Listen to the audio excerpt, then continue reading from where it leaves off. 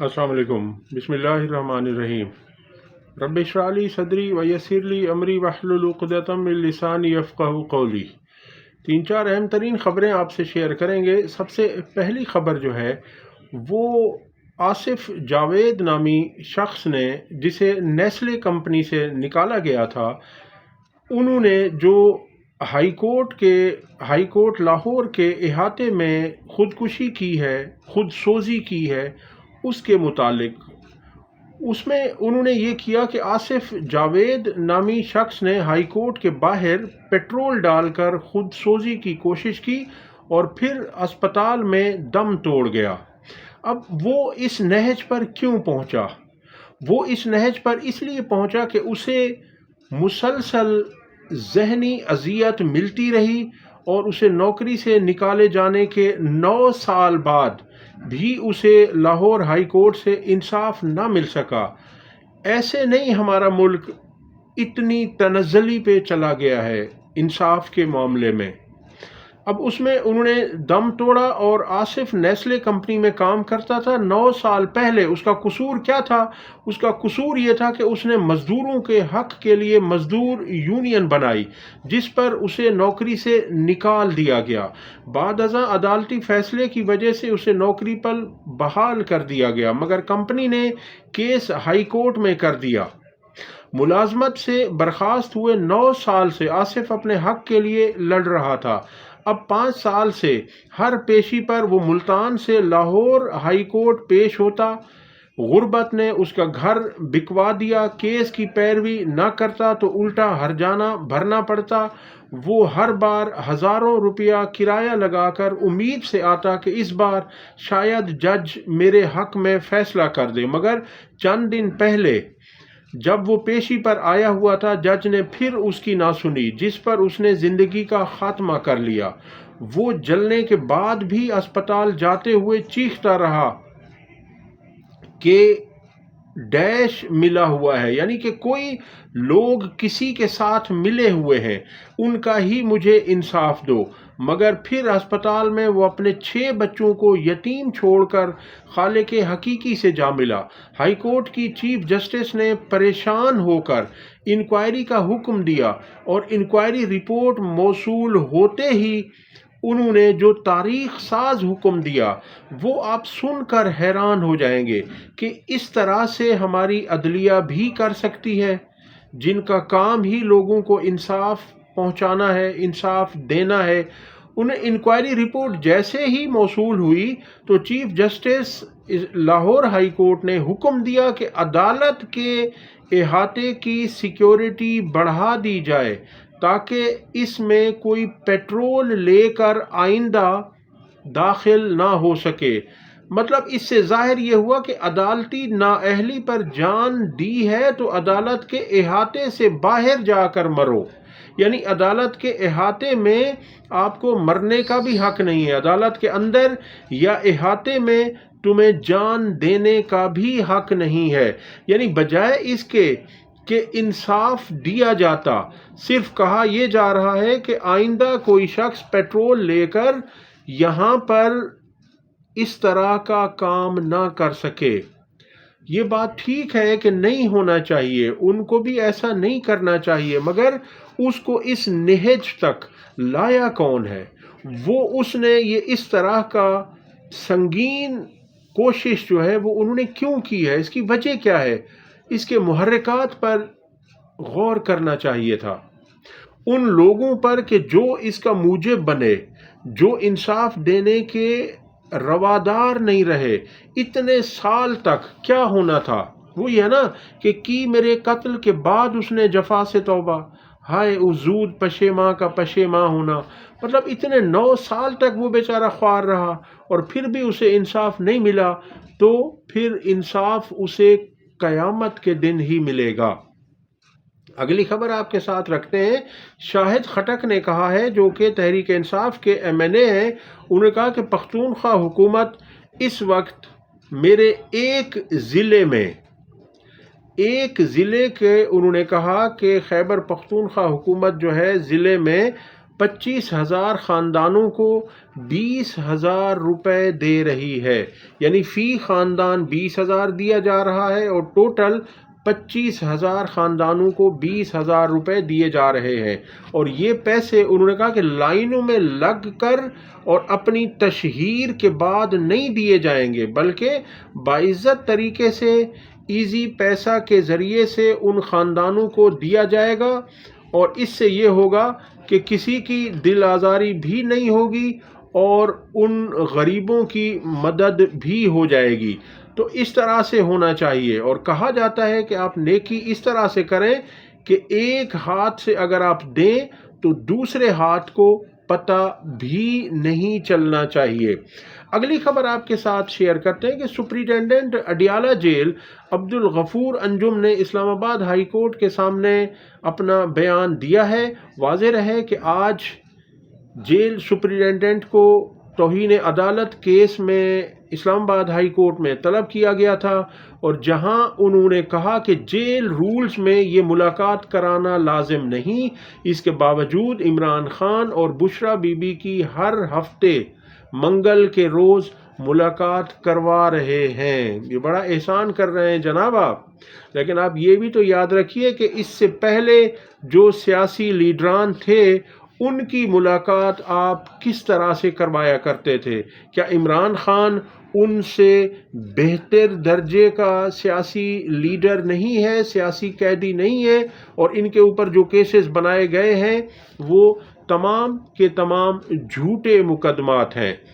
احمد سکھیرا نے کہا ہے کہ زبردست، پہلے مقامی گندم کے کاشتکاروں کو تباہ کیا، پھر وعدہ شدہ امدادی قیمت سے انحراف کیا، یہ پچھلے سال کی بات کر رہے ہیں، کہ اس کے بعد جو امداد کا جو فکس وعدہ کیا گیا تھا کہ اس حساب سے ہم فی من گندم خریدیں گے، تو اس سے بھی پنجاب حکومت منحرف ہو گئی، اس سے بھی ہٹ گئی، پھر جھوٹ بولا کہ گندم کی ریکارڈ پیداوار ہوگی، اس کے بعد ایک اور تباہ کن زرعی انکم ٹیکس لگا دیا، اور اب خوشی خوشی گندم درآمد کریں گے، کیونکہ اس سال واضح رہے کہ گندم کی پیداوار تقریباً 11% کم ہے، اور پھر اس میں جب یہ گندم باہر سے درآمد کی جائے گی تو اس پہ کمیشن کھایا جائے گا، اور غیر ملکی کسانوں کو زر مبادلہ میں ادائیگی کی جائے گی۔ اب اپنے کسانوں کو تو ان کا جائز حق بھی نہیں دیا جاتا۔ آپ دیکھ لیجئے کہ جو کسان محنت کر کے 6 مہینے یا 4 مہینے یا 3 مہینے وہ تگودو کرتے ہیں، انہیں ان کا حق نہیں ملتا۔ اب آپ دیکھ لیجئے کہ گوبھی کے کسان کے متعلق آپ نے پڑھا ہوگا کہ اس بیچارے کو گوبھی کا وہ ٹرک لایا اور اسے کہا گیا کہ 2 روپے فی کلو کے حساب سے آپ گوبھی دے دیں، اور جبکہ مارکیٹ میں جو عام لوگوں کو ملتی ہے وہ 60-70 روپے سے اوپر ہی ہے، 100 روپے بھی ہے، کہیں 80 روپے ہے کلو، اور ان سے 2 روپے، تو یہ کتنا ظلم ہے۔ تو پھر جب آپ اس طرح سے کریں گے تو پھر کون اگائے گا؟ کسان تو اس سے بدزن ہو جائے گا۔ اب اس میں وزیر خزانہ نے کہا ہے کہ اس سال جو ہے گندم کی پیداوار 11% کم ہو کر 28 ملین میٹرک ٹن سے نیچے آنے کا خدشہ ہے۔ پاکستان کو $1 ارب کی گندم باہر سے منگوانا پڑے گی۔ وزارت خزانہ نے خطرے کی گھنٹی بجا دی۔ اب یہ جناب خطرے کی گھنٹیاں ہیں، اور حکومت کو آپ دیکھ لیجئے کہ کہہ رہے ہیں کہ ہم بہت زیادہ ترقی کر رہے ہیں، ہم نے معیشت کو مستحکم کر دیا ہے۔ رانا ثناء اللہ نے کہا کہ اگر مارشل لا نہ لگا تو ہم 2 سال میں پاکستان کی معیشت کو بہترین کر دیں گے، ہم اسے مستحکم کر دیں گے، ہم اسے پاؤں پر کھڑا کر دیں گے۔ جب تحریک انصاف کی حکومت تھی 2022 میں، تو اس وقت پاکستان کتنی ترقی کر رہا تھا، اور آپ لوگوں کو کیا پڑی تھی کہ آپ نے اس ترقی کو، جو معیشت ہماری ترقی کر رہی تھی، آپ نے اسے کیوں اتارا پٹڑی سے؟ اور اب عدنان عادل سینئر صحافی وہ کہتے ہیں کہ 515 ارب روپے کی لاگت سے مکمل ہونے والے نیلم جہلم ہائیڈرو پاور پلانٹ کی ہینڈریس सुरंगों में रुकावट के बायस ये मंसूबा मई 2024 से बंद है। यानी अब ये आपने 2024 से बंद कर दिया, बिजली की पैदावार भी बंद है। अब ये कह रहे हैं कि ये नाअहली है या करप्शन या दोनों चीज़ें हैं।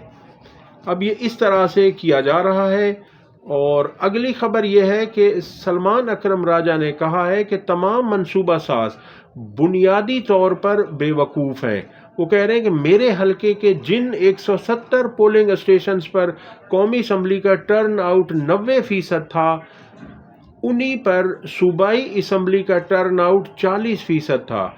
इन्हीं पोलिंग स्टेशंस पर लाख सवा लाख वोट्स एक्स्ट्रा डाले गए। इस फरेब से जो हुकूमत बनी उसे ये तरक्की का ज़ामिन बताते हैं। जो बेवकूफ़ी है। अब देख लीजिए कि इस बात में कितना वज़न है इनके, कि अगर कौमी असम्बली में टर्न आउट 90% से ज़्यादा है तो सूबाई असम्बली में फिर वही टर्न आउट 40 या 40 से कम कैसे हो सकता है। अब इसमें जाहिर सी बात है कि कौमी असम्बली में उन लोगों को जितवाना मकसूद था जो इनके चहीते थे, जिन्हें कुछ लोगों की आशीर्वाद हासिल थी, और उन लोगों को इस तरह से जितवाया गया। तो इस पे सलमान अकरम राजा कहते हैं कि ये बेवकूफ़ लोग हैं, मतलब इन्होंने अकल भी इस्तेमाल नहीं की। वो कहा जाता है ना कि नकल के लिए भी अकल की ज़रूरत होती है, मगर अगर इन्हें अकल होती तो फिर ये इस तरह के काम ही ना करते। अगली खबर है कि 26 नवंबर एहतजाज के तनाजुर में दर्ज मुकदमात में अहम पेशरफ्त। पीटीआई के गिरफ्तार 56 वर्कर्स की ज़मानतें मंजूर। अदालत का 5-5 हज़ार रुपए के मुचलकों के एवज़ मुल्ज़मान को रिहा करने का हुक्म। ये बहुत बड़ी खबर है। और अगली खबर ये है कि शमशाद अहमद ख़ान कहते हैं कि जो साबिक सफ़ीर रहे हैं, वो कहते हैं कि ज़ेलेंस्की से फारिग होने के बाद ट्रंप पाकिस्तान की खबर लेने आ रहा है, क्योंकि पाकिस्तानियों को नहीं मालूम कि बाइडन के कहने पर जनरल बाजवा ने पाकिस्तान को यूक्रेन की जंग में फंसाया हुआ है। अभी उसने पाकिस्तान की तरफ आना है और ट्रंप को कोई नहीं रोक सकता। देखिए, इमरान खान साहब इसमें भी सच्चे साबित हुए हैं। इमरान खान साहब ने कहा था कि हमें रूस और यूक्रेन के माबैन न्यूट्रल रहना चाहिए, मगर उस वक्त की इस्टेब्लिशमेंट ने ऐसा नहीं करने दिया, बल्कि इमरान खान की हुकूमत को ही हटा दिया गया। सीनियर सहाफ़ी हैं शहबाज राना, वो कहते हैं कि SIFC कौंसिल बनाने के बावजूद बराह रास्त गैर मुल्की सरमायाकारी पिछले 50 साल की कम तरीन सतह पर आ गई है। ये बहुत बड़ी अफसोसनाक खबर है। और यहाँ कहा जाता है कि जी SIFC से ये हो गया, वो हो गया, और पूरा इसको नाफिज कर दिया गया। इसका सेक्रेटरी अलग है, इसका सब कुछ अलग कर दिया गया। इतने पैसे लगाए गए मगर कोई फ़ायदा नहीं हुआ। अगली खबर यह है कि अदालत के आप रिमार्क्स देखिए कि सिविल जज ने, जो शायर हैं अहमद फरहाद, उनकी अहलिया के जब उन्होंने आकर शिकायत की कि उन पर तशद्दुद किया गया, तो आप देखिए कि अदालत ने कहा कि ज़रा अदालत को दिखाएं कि कहाँ कहाँ आप पर तशद्दुद हुआ। अब शायर अहमद फरहाद की अहलिया की अदालत में अपने ऊपर तशद्दुद की शिकायत पर इस्लामाबाद की सिविल जज शाइस्ता कुंडी के एहसास से आरी रिमार्क्स। अब आप अंदाज़ा कीजिए कि एक ख़ातून से कहा जा रहा है कि आप अपने तशद्दुद जहां आप पर हुआ है वो आप अदालत को दिखाएं। अभी कैसी बेहिसी है। इस तरह के जब मुनसिफ होंगे तो फिर इंसाफ कैसे आएगा। अगली खबर आपके सामने रखते हैं जो कि है 2-3 दिन पुरानी।